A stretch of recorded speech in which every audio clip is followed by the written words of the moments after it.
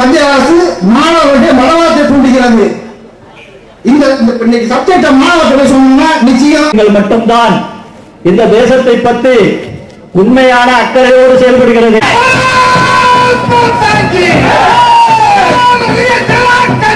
வேறு செய்தி பாரதிய ஜனதா கட்சியும் வாக்கு சதவீதத்தை முத்துலட்சுமி பாலு அவர்கள் அனைவரும் ஓரினமே மாணவர் சக்தியை பிரிக்க உணவு பணத்தை கொடுத்திடு.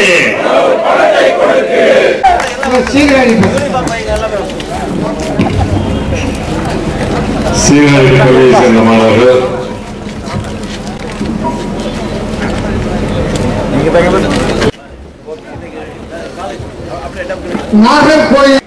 பாரதிய ஜனதா கட்சி வன்மையாக கண்டிக்கின்றோம். எம்முடைய மீனவர்கள் துன்புறுத்தப்படுவதும் இலங்கை தமிழர்கள் துன்புறுத்தப்படுவதும் பாரதிய ஜனதா கட்சி ஒரு காலமும் ஏற்றுக்கொள்ளாது. அருமைக்குரிய பெரியவர்களே, வருகின்ற அக்டோபர் மாதம் அல்லது நவம்பர் மாதம் மீனவருடைய கொடுமைகளை தீர்க்கக்கூடிய வகையிலே பாரதிய ஜனதா கட்சி மிகப்பெரிய மீனவர் போராட்டத்தை, கடல் தாமரை போராட்டத்தை நாம் நடத்த இருக்கின்றோம். ஆகவே மீனவர் சமுதாயம் என் சமுதாயம், என் மக்கள் அவரை கடுகளவு கூட துன்புறுத்துவதற்கு நாங்கள் அனுமதிக்க மாட்டோம் என்பதை நான் தெரிவித்துக் கொள்கின்றேன். நாம் நடத்தக்கூடிய 4வது இந்த போராட்டம் கடைசி போராட்டமாக இருக்கும் என்கின்ற நம்பிக்கையும் நமக்கு இருக்கின்றது. காரணம் என்ன? 2014 ஆண்டு பாராளுமன்ற தேர்தல். நாளையே பாராளுமன்ற தேர்தல் வைத்தாலும் சரிதான், பாரதிய ஜனதா கட்சி அளவில் பெரும்பான்மை பெற்று இந்த நாட்டிலே ஆட்சியை அமைக்கும் என்பதிலே எந்த விதமான சந்தேகமும் கிடையாது. பாலகணபதி அவர்கள் சொன்னார்களே, பாரதிய ஜனதா கட்சியுடைய ஆட்சி வரும். அந்த ஆட்சி வரும்போது நம்முடைய பிரதம மந்திரி ஏழை இந்து மாணவர்களுக்கும் கல்வியுதவி தொகை கொடுத்தோம் என்று கையொப்பம் இடத்தான் போகின்றார்கள். வருமானம் இருக்கக்கூடியவர்களுக்கு வருமான சான்றிதழ் கூட இல்லை, உள்ளே கையெழுத்து போட்டு இருக்கு, அவ்வளவுதான் வருமானம் சொன்னா 10,000 5,000 கூட மாச வருமானம் இல்லாம இருக்க ஏழை இந்து குழந்தைகள் இல்லையா, அந்த குழந்தைகளுக்கு கூட கேட்கலாம். இது சமதர்ம சோசியலிஸ்ட். நாங்க பாக்குறோம், பிள்ளைங்களுக்கு மத்தியில வித்தியாசம் வரக்கூடாது, எல்லா பிள்ளைகளும் நல்லா படிக்கணும், அது ஏழை பிள்ளைங்க படிக்கணும்னு சொல்லுது.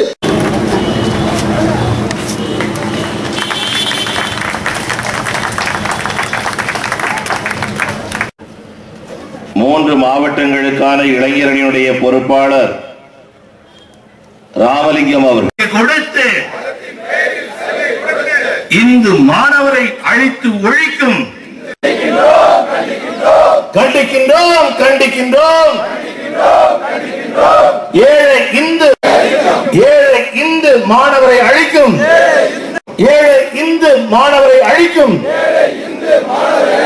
காங்கிரஸ் அரசை கண்டிக்கின்றோம்.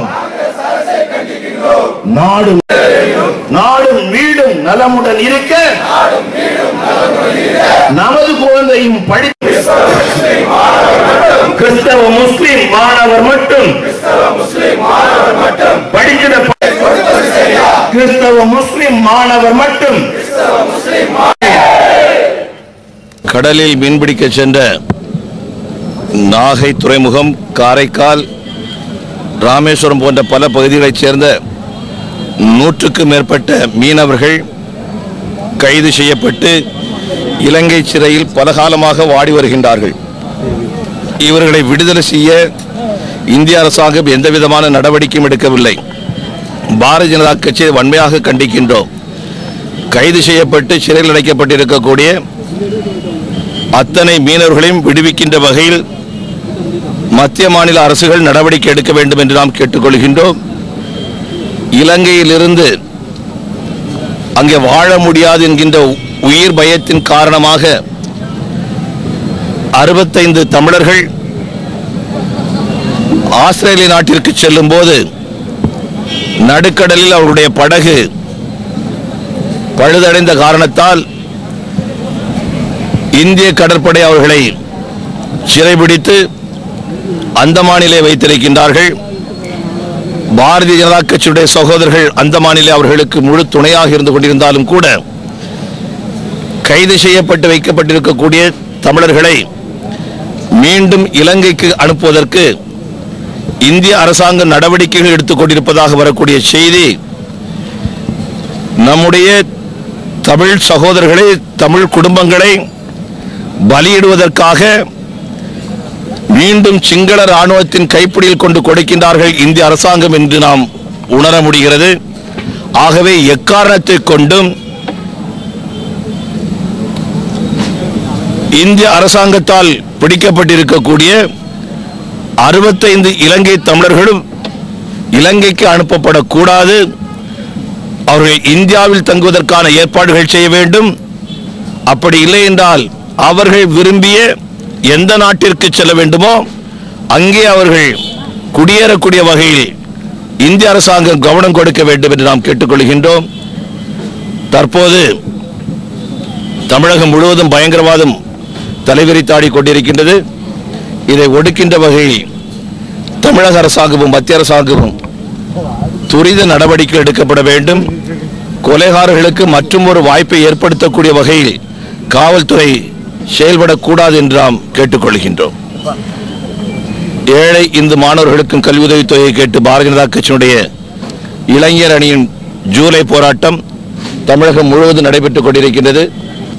கூடிய விரைவில் பாரதிய ஜனதா கட்சியினுடைய ஆட்சி அமையும் போது ஏழை இந்து குழந்தைகளுக்கும் கல்வி உதவித்தொகை பெற்றே தீர்வோம் என்கின்ற உறுதியோடு நாங்கள் இருக்கின்றோம். அரசாங்கத்தினுடைய கணக்குப்படியே எல்கையில 80 பயங்கரவாதிகள் தயாராக இருக்கிறாட்டு. எல்கையில தலையிலங்கொள்ளி காலிலங்கொள்ளி, தமிழ்நாட்டில் நாகை மட்டும் அப்படின்னு சொல்றது ஏமாற்றுகின்ற செயல். தமிழகம் முழுவதும் இந்த நெட்வொர்க் பரவி இருக்குது. அரசாங்கம் ஏமாறக்கூடாது என்று நாம் கேட்டுக்கொள்கின்றோம்.